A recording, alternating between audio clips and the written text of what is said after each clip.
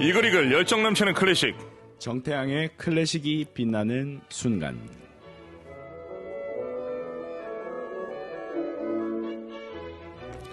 들을수록 좋아지는 클래식 음악 재밌게 듣고 더욱 가까워질 수 있습니다.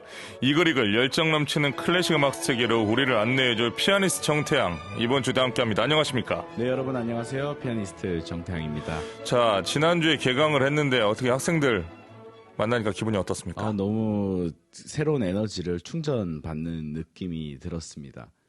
그렇습니까? 네. 이상합니다. 저랑 방송 대기할 때는 개강 싫다고 하시더니 지금 방송 들어가니까 얘기가 다르네요. 제가 개강이 싫다고 말씀을 드렸었죠. 그 말을 또 더듬게 돼요.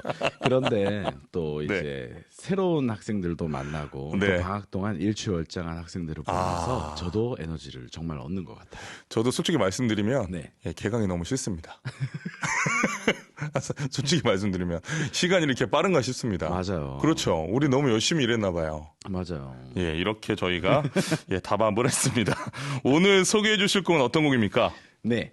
라벨의 현악사중주 중에서 2악장을 들려드리려고 합니다. 네. 1903년에 작곡된 이 작품은요, 라벨이 처음 작곡한 실내악곡이자 그의 유일무이한 현악사중주 곡입니다.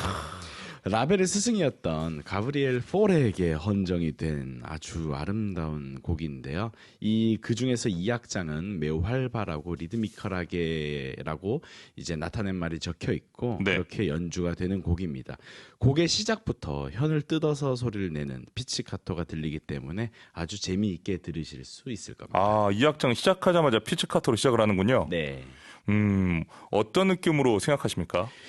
이 피치카토라고 하면 여러분들께서 생소하다라고 느끼실 수 있을 것 같아요. 네. 그런데 제가 지금 이 라디오 부스에서 피아노 앞에 앉아 있거든요. 네. 그런데 그 주법은 피아노에서는 표현이 되지가 않아요.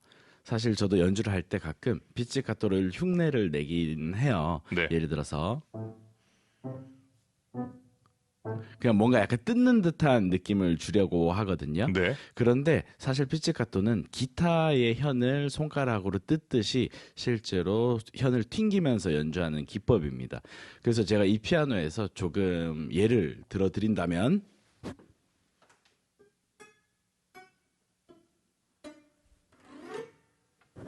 피아노에도 현이 있습니다. 그것을 손가락으로 뜯으면 비슷한 효과를 낼 수 있고 피아노에도 그런 곡들이 간혹 있지만 사실 일어나서 그렇게 하기는 쉽지가 않죠. 아, 지금 일어나서 지금 시범을 보여주신 겁니까? 맞아요. 저는 지금 화면을 통해서 봤는데 피아노 고치러 오신 분인 줄 알고 깜짝 조율사 놀랐습니다. 선생님들의 포지션이에요, 보통. 맞아요. 아니, 자꾸 남의 영역 선 넘은 겁니까? 그 조율사 선생님 영역이 있는데. 저는 조율을 못합니다. 알겠습니다. 오늘 이 곡을 선택한 이유가 있을까요? 일단 현악사중주라는 장르를 여러분들에게 한 번도 소개를 드리지 않아서요. 소개를 드리고 싶었고 그중에서 조금 흥미롭게 그리고 11시에 들으실 수 있는 곡이 뭘까라고 생각했을 때 이 라벨의 현악사중주였습니다. 아, 현악사중주 피아노가 없는 건데 이렇게 피아노를 뺀 악기의 조합이 좀 어떻게 보면 좀 특별하지 않습니까? 네, 저는 피아니스트라서 항상 피아노를 치고 있는데요. 이 현악사중주는 사실 바이올린 2대, 그리고 비올라 1대, 그리고 첼로 1대 이렇게 현악기 4대로 연주를 하는 형식이에요. 좀 섭섭하시겠어요? 섭섭하죠. 섭섭하지만 라벨이 그렇게 쓰셨어요. 그런데 이 왜 현악사중주가 특별하다고 저는 생각을 하냐면 피아노와 다른 악기가 연주할 때는 이 악기군이라는 게 달라요. 예를 들자면 이 현악기는 바이올린과 첼로와 비올라가 다른 악기이지만 사실 이 나무의 모양이 같고 그리고 사이즈가 이렇게 달라지는 형식이에요.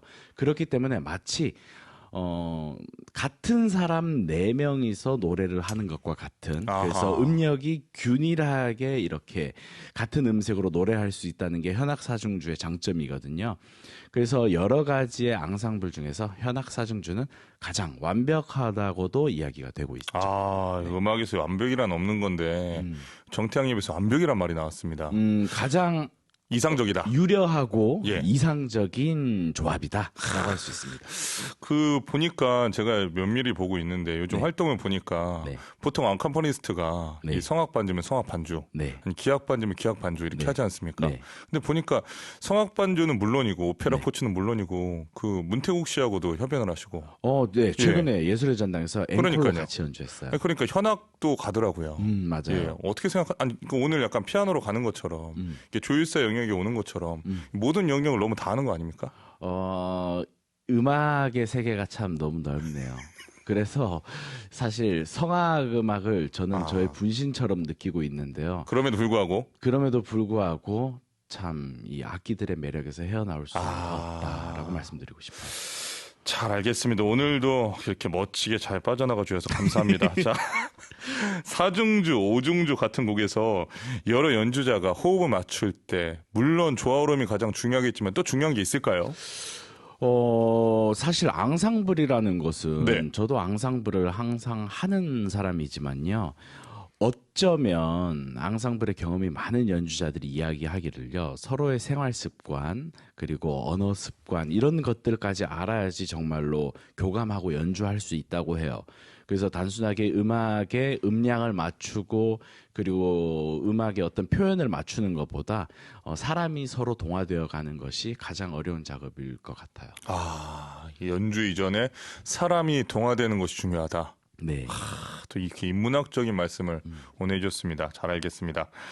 자, 라벨의 현악 사중주 2악장 어떤 날씨 또 어떤 기분일 때 들으면 또 잘 어울리는데 혹시 추천해 줄 수 있으십니까? 네, 이 라벨이라는 작곡가 자체가요. 네. 프랑스 음악계에서 되게 이다나와 같은 사람이었어요. 이름은 생소할 수 있는데 우리가 쉽게 생각할 수 있는 곡은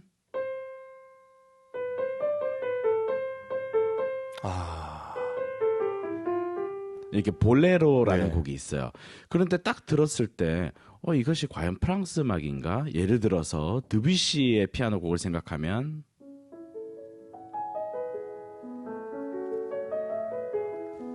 우리가 생각하던 어떤 그런 몽환적인 분위기가 있잖아요. 그렇죠. 근데 라벨은 오늘의 이 현악 사중주도 그렇듯이 뭔가 이국적인 느낌이 되게 많이 들어요. 그것은 이제 어머니가 스페인계였기 때문에 어렸을 때부터 스페인의 음악을 많이 접했기 때문이거든요. 그런데 이 라벨의 현악 사중주 2악장도 마찬가지로요. 주선율에서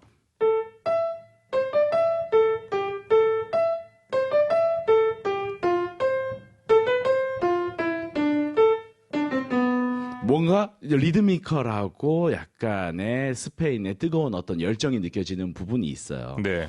그래서 이 곡 같은 경우는 기분을 여러분들이 조금 더 업시키고 싶으실 때 들으시는 게 좋지 않을까 그런 생각이 듭니다. 저는 개인적으로 라벨 음악을 들으면 네. 굉장히 이탈리아적인 느낌이 들어요. 예. 화려하고. 맞아요. 아주 조금 더 이렇게 직접적이고. 색채감이 예. 있고요. 그러니까 그래서 오히려 라벨이 더 특별한 것 같아요. 방금 이다나라고 표현하셨지만 네. 우리가 가지고 있는 프랑스 작곡가가 가지고 있는 그런 느낌과 이런 이미지네이션은 벗어났기 때문에 맞습니다. 더 특별하지 않나 네. 더 생각이 듭니다.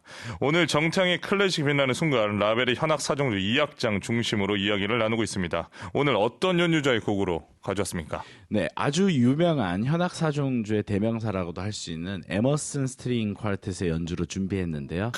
이들은 줄리어드 음악원의 동문으로 결성해서 시작해서요. 네. 나중에는 그래미상도 수상하고 네. 명예전당에 헌액된 그런 아주 유명한 단체죠. 학연으로 똘똘 뭉친 단체군요. 그렇죠. 세월이 흘러 이제 그래미까지 올라간. 네. 예. 이게 아주 좋습니다. 자, 들어보겠습니다. 라벨의 현악 사중주 2악장 에머슨 스트링 쿼르텟의 연주로 들려드립니다. 라벨의 현악 사중주 2악장 에머슨 스트링 쿼르텟의 연주로 감상하셨습니다. 김소영님, 와, 라벨의 현악 사중주 2악장 매력적인데요. 태양님 덕분에 알게 되어 너무 좋아요 보내주셨습니다. 최지현님, 우리 사연은 태양님 읽어주시죠. 계속 태클을 거는 정경님을 요리조리 잘 피해 가시는 태양님. 이제 경지에 오르셨어요. 그러니까 청취자, 시청자들 다 아는 겁니다. 우리 태양님이 제 머리 꼭대기 위에 있다라는 것을 다 알고 있는 겁니다. 경지까지 갔나 봐요. 우리 애청자분들이 즐거워하시니 저희는 행복합니다. 감사합니다. 안미영님, 라벨의 현악 사중주 2악장 말씀대로 익숙한 클래식 스타일이 아니네요. 영화음악 같기도 하고, 그러네, 영화음악 같아요. 맞아요. 라벨은 실제로 지난 시간에도 말씀드렸듯이 영화 OST 공모전에 출품도 했었고 또 이제 조지 거신에게 찾아가서 재즈를 좀 가르쳐 달라고 요청까지 했었어요. 제가 지금 말씀드리기 부끄러운데 오늘 제가 새벽 3시까지 잘 못 잤는데 네. 왜냐하면 이제 오늘 제가 좀 중요한 연주가 있습니다. 네. 이제 끝나고 바로 가야 되는데 좀 잠이 잘 안 오는 거예요. 그래서 뭘 볼까 하다가 영화 노팅힐을 99년도에 개봉한 거를 저는 100번도 더 봤거든요. 근데 마지막으로 이렇게 눈물이 나는지. 인생 영화시네 진짜. 그러니까 근데 그때 나오는 음악이 되게 중요합니다. 그런 감동적인 부분에서 그쵸. 나오는 음악들 물론 거기에 주음악 클래식은 아니지만 클래식은 아니잖아요. 네. 그런데 지금 오늘 우리 애청자님 말씀하신 것처럼 영화음악 같기도 했다는 표현이 아주 기가 막힙니다. 괜히 얘기한 것 같아 부러워 죽겠네. 자, 김선호님, 진짜 피티카토가 많이 쓰여진 곡이네요. 안정숙님, 듀오정 마치 누에고치가 비단실을 잣듯이 아름다운 말씀까지도 참말로 영롱하도다. 뭔가 울림을 주시는 말씀이십니다.